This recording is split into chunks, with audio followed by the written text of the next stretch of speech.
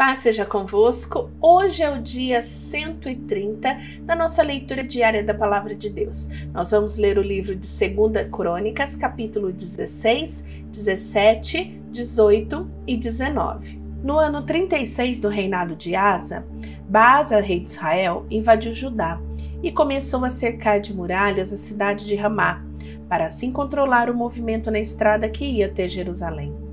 Por isso, o rei Asa pegou prata e ouro do templo e do palácio e entregou a alguns dos seus servidores a fim de levarem para Damasco e dessem ao rei Ben-Hadad da Síria. Junto foi a seguinte mensagem: vamos ser aliados, como eram os nossos pais. Esta prata e este ouro são para você. Retire agora o apoio que você está dando a Baasa, rei de Israel, para que assim ele tenha que tirar os seus soldados do meu país. Ben-Hadad concordou com a proposta de Asa e mandou que os seus comandantes e os seus exércitos atacassem a cidade de Israel. Eles conquistaram Ijon, Dan, Abel-Maim e todas as cidades armazém do território de Naftali. Quando o rei Baasa soube que havia acontecido, parou de construir as muralhas de Ramá. Aí o rei Asa mandou chamar todo o povo de Judá, e eles levaram dali as pedras e a madeira que Baasa havia estado usando para construir as muralhas em volta de Ramá. Com esse material, Asa construiu muralhas em volta de Gebe de Mispa. Por esse tempo, o profeta Hanani foi falar com o rei Asa de Judá e disse: o Senhor confiou no rei da Síria, em vez de confiar no Senhor, seu Deus, e por isso o exército do rei de Israel conseguiu fugir.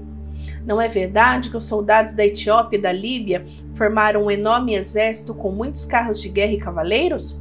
No entanto, o Senhor confiou em Deus, o Senhor, e ele lhe deu a vitória. Deus está sempre vigiando tudo o que acontece no mundo, a fim de dar forças a todos que são fiéis a Ele com todo o coração. Dessa vez, o Senhor fez uma loucura, e por isso de agora em diante o Senhor vai estar sempre em guerra.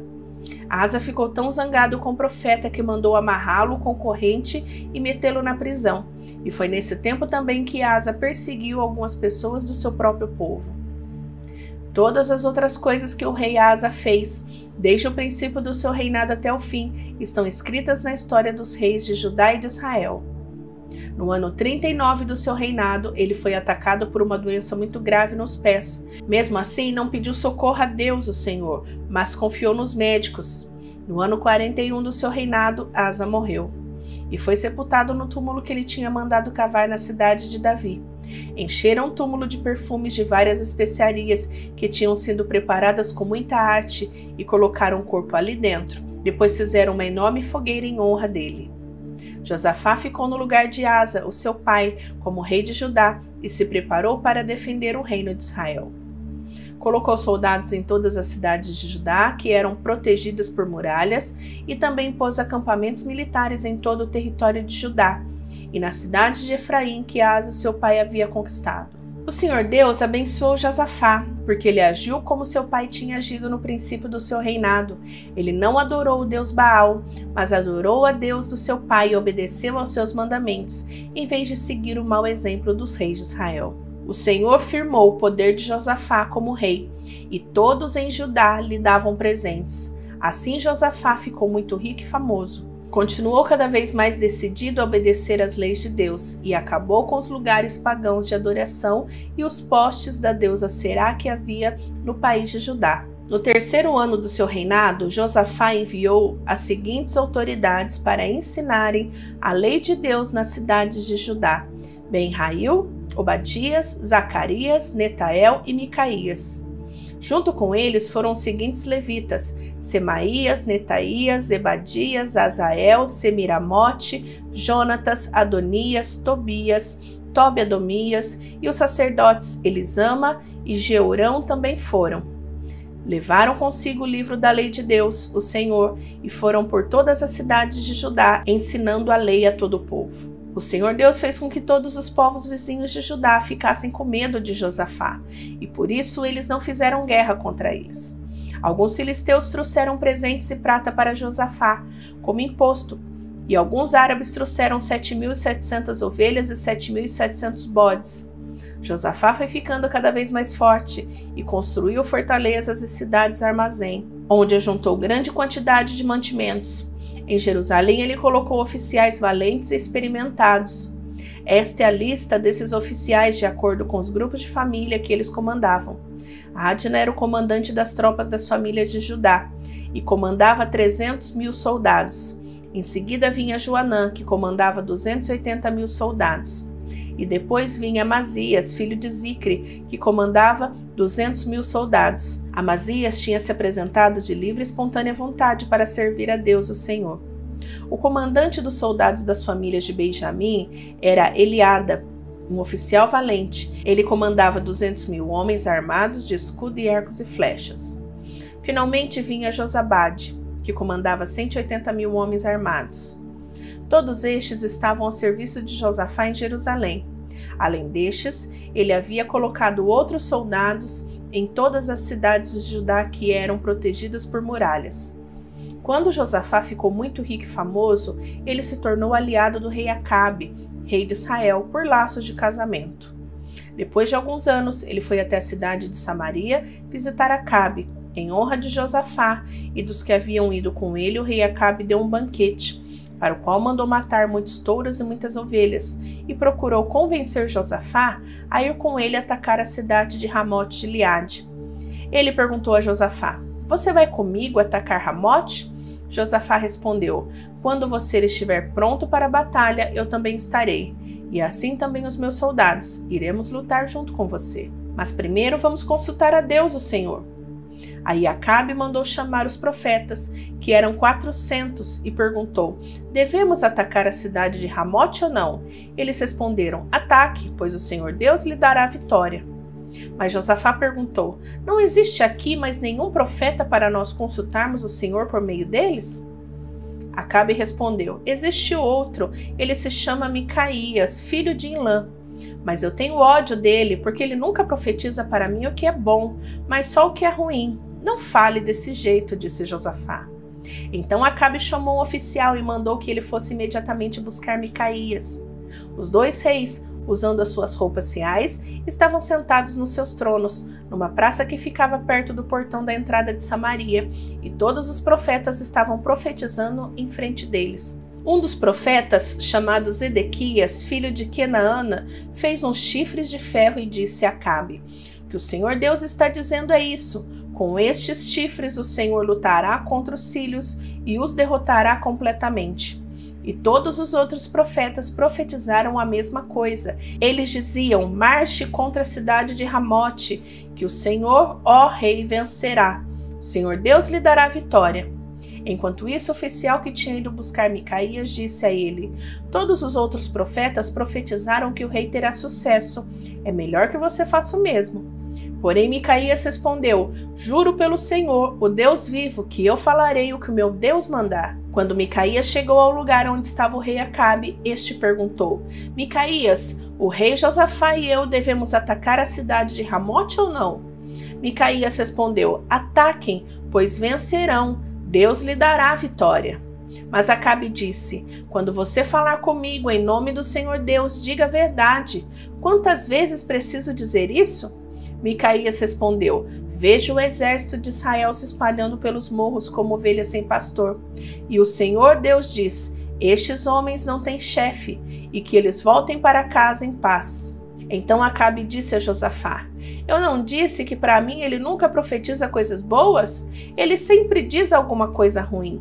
Micaías continuou: "Agora escute o que o Senhor Deus está dizendo. Eu vi o Senhor sentado no seu trono no céu, com todos os anjos à sua direita e à sua esquerda." Ele perguntou: "Quem enganará Acabe para que eu vá a Ramote e seja morto lá?" Alguns anjos disseram uma coisa e outros disseram outra, até que um espírito chegou perto do Senhor Deus e disse: "Eu enganarei Acabe." O Senhor perguntou: "Como?" E o espírito respondeu: "Eu irei e farei com que todos os profetas de Acabe digam mentiras." Então o Senhor ordenou: "Vá e engane Acabe, você conseguirá." E Micaías terminou, dizendo a Acabe: "O Senhor está vendo agora que o Senhor Deus fez com que todos estes seus profetas mentissem." Mas ele resolveu que vai acontecer uma desgraça com o Senhor, ó rei. Então o profeta Zedequias chegou perto de Micaías, deu um tapa na cara dele e perguntou: quando foi que o Espírito do Senhor saiu de mim e falou com você? Você descobrirá isso quando entrar em algum quarto dos fundos, tentando se esconder, respondeu Micaías. Aí o rei Acabe deu a seguinte ordem a um dos seus oficiais: prenda Micaías e o levem à mão o governador da cidade e o príncipe Joás. Diga a eles que o joguem na cadeia e o ponha pão e água até que volte são e salvo. Micaías exclamou: se o Senhor, ó rei, voltar em paz, então de fato o Senhor não falou por meio de mim. E disse também: todos aqui deem atenção àquilo que eu profetizei. Assim o rei Acabe de Israel e o rei Josafá de Judá foram atacar a cidade de Ramote-Gileade. Acabe disse a Josafá: quando formos entrar na batalha, eu vou me disfarçar, mas você use as roupas de rei. O rei de Israel se disfarçou e eles entraram na batalha. O rei da Síria havia mandado que os capitães dos seus carros de guerra não atacassem ninguém, a não ser o rei de Israel. Por isso, quando viram o rei Josafá, pensaram que era o rei de Israel e foram atacá-lo. Mas Josafá gritou e o Senhor Deus o socorreu, fazendo com que os sírios se desviassem dele. Quando eles viram que aquele não era o rei de Israel, pararam de atacá-lo. No entanto, um soldado sírio atirou uma flecha que, por acaso, atingiu o rei Acabe entre as juntas da sua armadura. Então ele gritou para o condutor do seu carro: fui ferido, dê a volta e me leve para fora da batalha. Enquanto a batalha ficava cada vez mais forte, o rei Acabe segurou-se de pé no seu carro de guerra, de frente para os sírios, até a tarde ao pôr do sol, e ele morreu. Josafá, rei de Judá, voltou são e salvo para o seu palácio em Jerusalém. O profeta Jeú, filho de Hanani, foi encontrar-se com o rei e disse: por que é que o Senhor ajuda os maus e é amigo dos inimigos de Deus? Por causa disso, o Senhor Deus vai castigá-lo. Mas é verdade que o Senhor fez coisas boas, acabou com os postes da deusa Será do país e procurou com todo o coração conhecer a vontade de Deus. Josafá continuou morando em Jerusalém, mas tinha o costume de visitar o povo no país inteiro, desde Berseba no sul até a região montanhosa de Efraim no norte. Ele fez com que o povo se voltasse para o Senhor, o Deus dos antepassados deles. Colocou juízes em todas as cidades de Judá protegidas por muralhas. E lhes deu a seguinte ordem: tenham cuidado quando decidirem algum caso, pois o que vocês fazem é em nome de Deus o Senhor, e não em nome de criaturas humanas, e quando julgarem as questões, Deus estará com vocês. Portanto, respeitem a Deus e tenham cuidado com o que vão fazer, pois o Senhor, nosso Deus, não tolera os que cometem injustiça, nem os que usam 2 pesos e 2 medidas nos julgamentos, nem os que aceitam dinheiro para torcer a justiça. Em Jerusalém, Josafá colocou alguns levitas, sacerdotes e chefes de família para julgarem os assuntos religiosos e as causas dos moradores da cidade. Ele lhes deu a seguinte ordem: cumpram com honestidade todos os seus deveres para com Deus, o Senhor, respeitando-o, obedecendo-lhe de todo o coração. Quando os teus patrícios das cidades de Judá apresentarem a vocês causas de morte ou qualquer caso de desobediência às leis, estatutos e regulamentos, avisem a eles que não cometam pecados contra o Senhor, a fim de que ele não castigue vocês e os seus patrícios. Se derem esse aviso, vocês não serão culpados. O grande sacerdote Amariá terá a última palavra nas questões religiosas, e o governador de Judá, Zebadias, filho de Ismael, terá a última palavra em casos não religiosos. Os levitas ajudarão nos serviços do tribunal. Coragem, pois, e mãos à obra, e que o Senhor Deus esteja com os que fazem o que é direito. Finalizamos a leitura de hoje, mas eu vou te esperar amanhã. Não esqueça, antes de ir embora, de curtir o vídeo, de compartilhar este vídeo com seus amigos na sua rede social e de se inscrever no canal, tá bom? Beijão, fica com Deus, tchau, tchau!